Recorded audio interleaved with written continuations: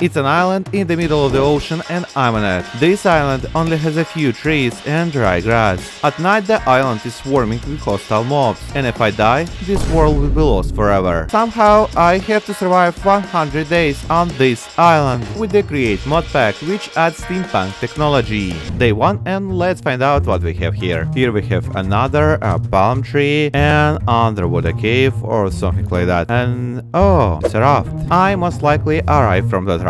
And here's some sugarcane, a chicken. Also there is a giant ship. I'll need to raid that ship someday. A structure, and what do we have here? In the chest I got andesite alloy, coal, bones, fishing rod and stuff. Nearby was a second structure in the shape of a gate, where I picked up are more useful items to help me survive. When I opened my inventory, I noticed that I had a lot of junk and even something that looked like food. And I also had strings, seagrass and for some reason wood chips in my inventory. After that I climbed onto the raft that had brought me here and looted a couple more crates. From wood chips I managed to make wood chip blocks and craft myself a crafting table. I made myself some bread and crafted my first tools. Let's take a crafting table, and I need bed too. On the raft I collected hay bales and chopped wood. Cave in the middle of the island is so dangerous, so I won't be able to mine stone here. I found a small cave at the edge of the island where I finally got some stone. There is iron under the water here too, but we'll come back to that later. Bish bash, and the stone tools are ready, and the wooden tools will be sacrificed to the Neptune right down to the bottom. Get out of here, horse. Did I complete the quest by hitting the animal? What if... Oh, I completed the quest by looking at certain animal. As you can see, I have a thirst indicator that for some reason doesn't recover when I consume food, but those are problems for future me. In the meantime, I am trying to catch a coconut with a fishing rod. I need to climb up there. Coconut, you will be mine. Oh, okay, I got it. Anyway, I'm gonna live here, right next to my raft and the giant ship. First, I'm gonna make the area a little flatter.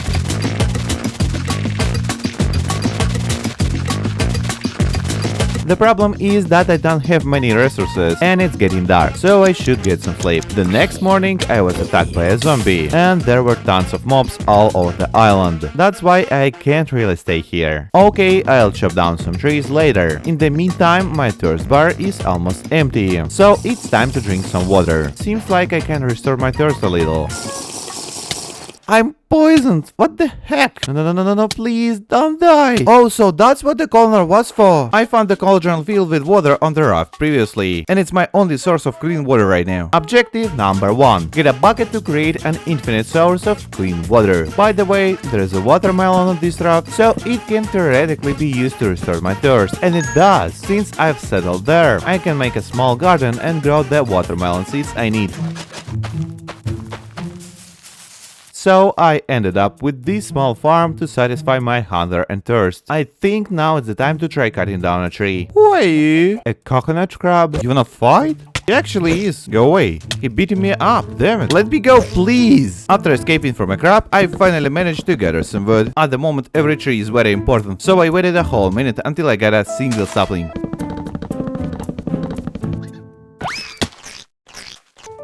What just happened? What the hell? He lost the coconut?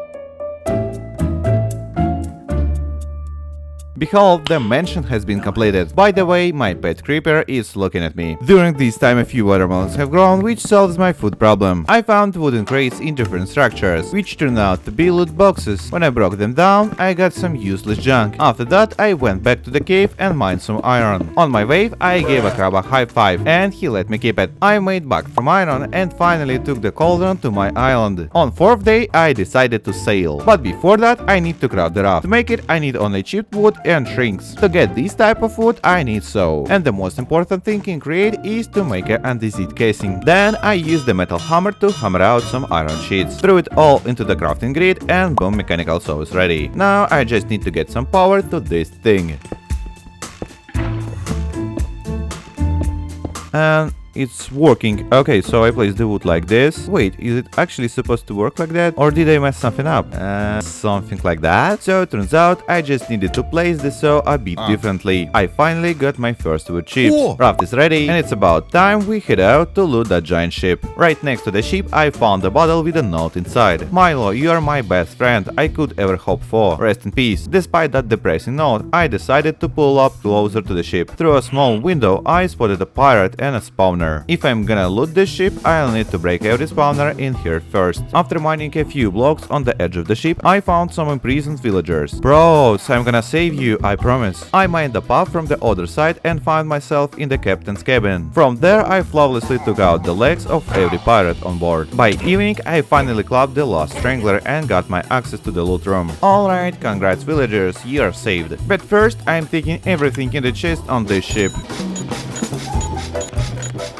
I guess that was the last one. Well, we can also grab these lanterns and bookshelves. Oh, wow, a secret chest? And it's actually got some decent enchantments. Alright, villagers, let's get you back to the island. For now, you are staying on the raft because I've got plans for you later. As for me, I went to loot one more underwater structure near the island. I had to break a magma block here, and now I found the secret room. The only useful thing here was the golden apple. Towards the evening, I freed the weirdo, and for some reason, he immediately decided to become a leather worker. When I tried to trade with him, I noticed the strange currency I'd seen in chests before. I hadn't even bothered picking those coins up. Time to fix that. On the morning of day 7, I decorated my place with the trophies. I finally got something decent from the loot boxes. A few saplings, which I planted right away. In the meantime, this weirdo is literally peeing in my cauldron. The second I bust him, he acts like nothing even happened. But we all know the truth. I turned the second villager into a Fletcher and leveled him up instantly. At level 3, he started selling a slingshot, but at max level, honestly, it was total trash. After that, I fired the Peace Boy and made him a toolsmith instead. A diamond pickaxe and axe? Now that's what I'm talking about. Since I can only find these coins in fresh water and structures, I set sail on the morning of day 8. Wait, something is over there in the distance. Is anyone home? Guess not. Might as well grab this iron, since it's just sitting here on the raft. Look, another one. And there is a familiar boat. And another. Honestly, it's just a bunch of random loot I don't really need. Oh, water. Yes. I'm taking the fresh water, which makes 2 sources now. That means I can finally build an infinite water source. For the first time on day 8, I'm spending the night in the middle of the vast ocean. Next morning, I headed out to raid another pirate ship.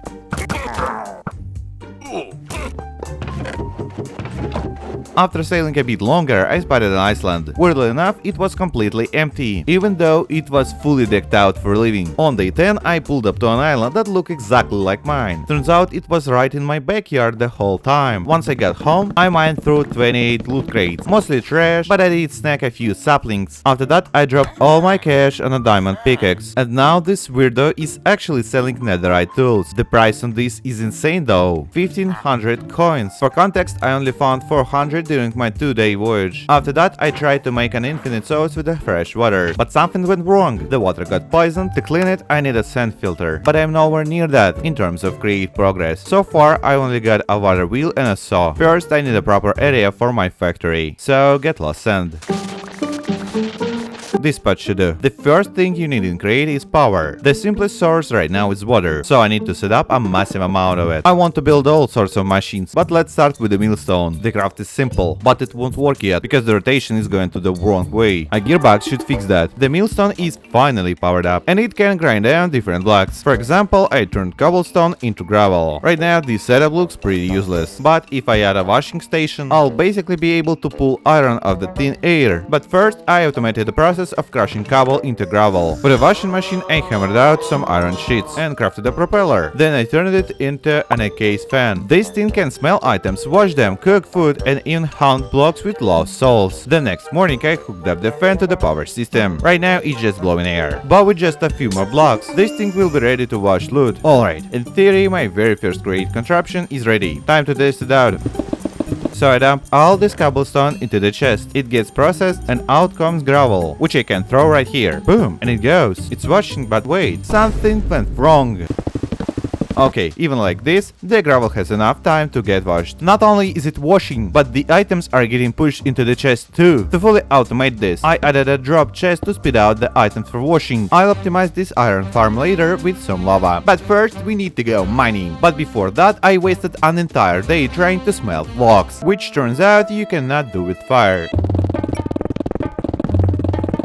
Then at night, I dug my way out somewhere in the middle of Flash Cave and yanked a bucket of lava. Yeah, I got it. This cave is massive. Look at that green ore over there. With this lava bucket, I can fully automate my iron and flint factory. I'll just need a water bucket to set up a cobble gen right next to the machine. Also, I'm gonna saw some glass. Yep, you can actually do that in Create Modpack. If I place it right here, it starts cutting. I need as much as I can get. Why am I getting random glass variants? I don't get it. It's totally random. Actually, I could use a filter for the recipe, but I don't know that yet. Now let's build a cobblestone generator. Once I mine one, it'll just keep spawning. Oh, I figured it out. I can choose exact glass I want. There is an item filter here. If I hover over it, I can set the output. After that, I crafted the drill and hooked it up to the power. It's honestly moving way too slow. I feel like it's capable of much more than this. Now I need to use the large cogwheel to crank up the rotation speed so the drill works faster. It's spinning significantly faster now, even if the whole thing looks terrible. Hopefully there'll be an item later on to speed up the rotation without all these workarounds. Now that I got all the mechanical parts to build the iron farm, first I need to go grab some kelp, then dry it all out and turn into mechanical belts.